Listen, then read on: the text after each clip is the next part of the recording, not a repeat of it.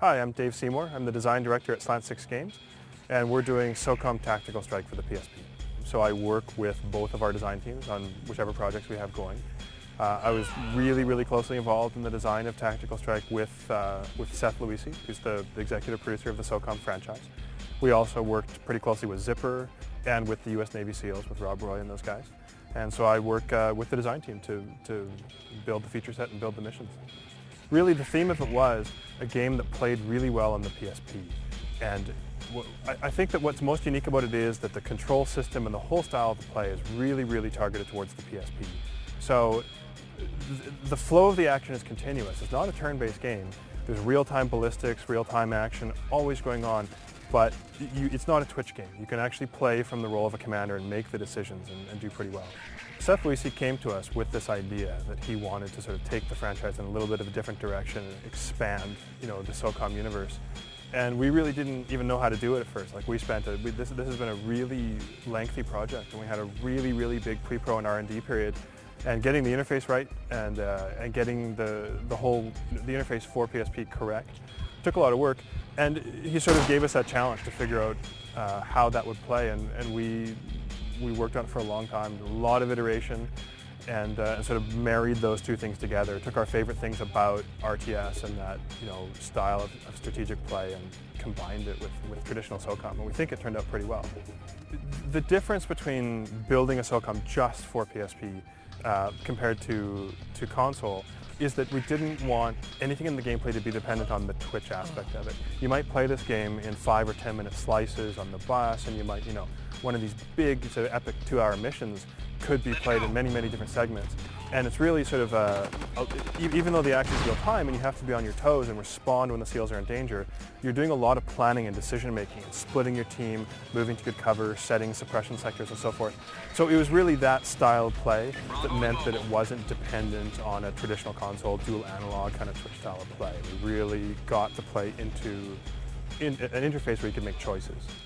How long is Tactical Strike is a really tricky question because like any game that has a lot of tactical or stealth play, it's really about what you want to make it. So if you play this game, if you're a traditional SOCOM fan or a traditional action shooter fan, and you play this game on a default or maybe the easy difficulty, you can probably run and gun through the bulk of it, tear through the missions, just shooting things up, running out into the open, and you're probably going to get through the whole thing. And there's 9 pretty big campaign missions, so I would guess, well over 10 hours on the campaign, then instant action missions, and then all the multiplayer modes.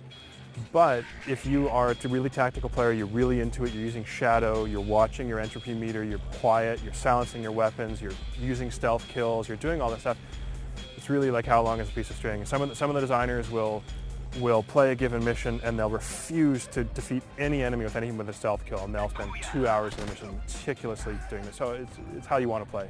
The really secret cool stuff in the game can only be unlocked by playing the very hard difficulty levels. And on the very hard difficulty, you really have to play tactically. You have to think about positioning, think about cover. In reality, when the Navy SEALs perform a mission, they don't just engage randomly and start up gunfights in the main street. When a Navy SEAL pulls the trigger, he already knows what's going to happen. He's done the preparation. So in addition to that, the traditional SOCOM structure is there. So you're given a grade on your mission performance. And if you come in at the end of the mission and your SEALs have been downed and revived and their hit points are very depleted and so forth, then you might not get that high mission score.